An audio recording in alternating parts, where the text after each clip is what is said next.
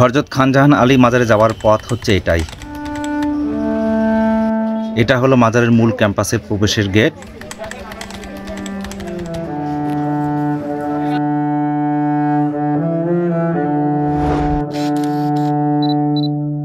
আমার পিছনে যে গম্বুজটা দেখা যাচ্ছে এটা হচ্ছে খানজাহান আলীর মাজার। আমরা এই খানজাহান আলী সম্পর্কে কিছু তথ্য আপনাদের সঙ্গে শেয়ার করার জন্য এই ভিডিওটা করছি। তো চলুন দেখতে থাকি শেষ পর্যন্ত।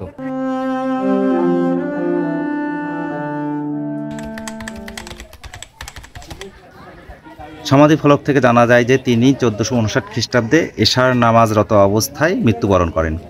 ইতিহাসবিদদের মতে খানজাহান আলী তার মৃত্যুর আগেই এই সমাধিস্থল নির্মাণ করে রেখেছিলেন।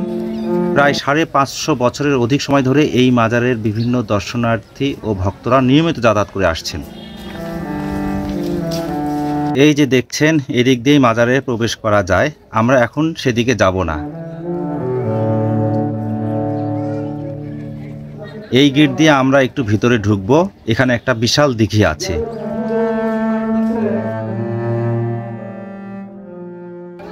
এটা হচ্ছে খানজাহান আলী দিঘি।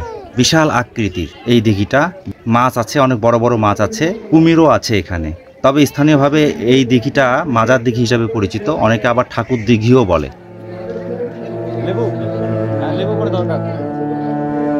বিভিন্ন ঐতিহাসিক দলিল থেকে জানা যায় খানজাহান আলী আনুমানিক 1369 খ্রিস্টাব্দে দিল্লির এক সম্ভ্রান্ত মুসলিম পরিবারে জন্মগ্রহণ করেছিলেন। কর্মজীবনের শুরুতে তিনি ছিলেন একজন যোদ্ধা। সেনাপ্রধান হিসাবেও কাজ করেছিলেন দীর্ঘদিন। এই অঞ্চলে আসার আগে তিনি জৈনপুর প্রদেশের গভর্নর ছিলেন। এই যে দেখতে পাচ্ছেন এখানে বেশ কিছু দোকানপাট আছে। আর বাচ্চাদের খেলনার জন্য দোকানপাটগুলো বেশ সুন্দর। আর এইটা খুব ভালো লাগছে, অনেক রং দিয়ে সাজানো।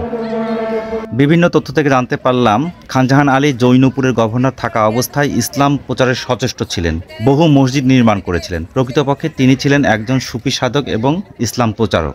এ কারণে এই বঙ্গে ধর্ম প্রসারের উদ্দেশ্যে আনুমানিক 1410 থেকে 1420 খ্রিস্টাব্দ সময়কালে দক্ষিণবঙ্গের বন জঙ্গলপূর্ণ এবং অনাবাদী এলাকায় প্রাথমিক বসতি স্থাপন করেন এবং অন্যদের বসবাসের পরিবেশ তৈরি করে দেন এবং নানান কৌশল ও যুদ্ধে অংশগ্রহণ করে এই অঞ্চলকে শাহী বাংলার অধীনে অক্ষুণ্ণ রাখেন। তার কাজের দক্ষতা ও একনিষ্ঠতায় মুগ্ধ হয়ে আনুমানিক 1435 সালের পর দক্ষিণ বাংলার জনহীন এবং জঙ্গলপূর্ণ এলাকায় ইসলাম প্রচার এবং জনবসতি গড়ে তোলার জন্য শাহী বাংলার দ্বিতীয় সুলতান খানজাহান আলীকে এই অঞ্চলের গভর্নর হিসেবে নিয়োগ প্রদান করেছিলেন। এর ফলে ইসলামী সুফিবাদ প্রচার প্রসারের পাশাপাশি এই অঞ্চলের ব্যাপক উন্নয়ন শুরু হয়। সাধারণ মানুষের বসবাসের উপযোগিতা তৈরি সহ প্রশাসনিক ভবন, বিভিন্ন ঘরবাড়ি নির্মাণ, যাতায়াতের রাস্তা, মিঠা পানির উৎস হিসাবে প্রচুর দিঘি ও খাল খনন করেন এখানে। সাধারণ জনগণ তার এসব কাজের প্রতি অনেক সন্তুষ্ট হন এবং অনেক বেশি আস্থাভাজন হন। ধর্ম বর্ণ নির্বিশেষে তার ভক্তকুল গোটা দক্ষিণবঙ্গে ছড়িয়ে পড়ে। এ কারণে সকল ধর্মের মানুষের আনাগোনা দেখা যায় তার এই মাজারকে কেন্দ্র করে।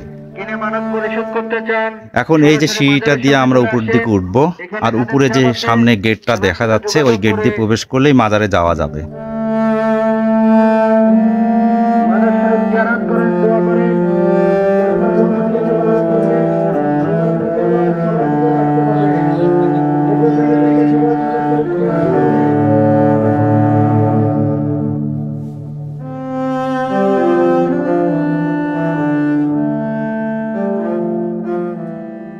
যাই হোক, এই ভিডিওটা কেমন লাগলো কমেন্টস করে জানাবেন। সকলকে ধন্যবাদ।